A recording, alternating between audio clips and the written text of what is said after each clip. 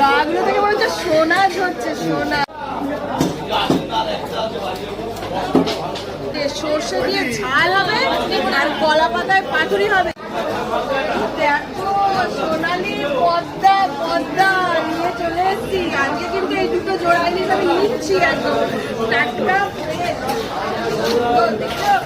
গাগুলো থেকে মনে হচ্ছে সোনা ঝরছে, সোনা একদম।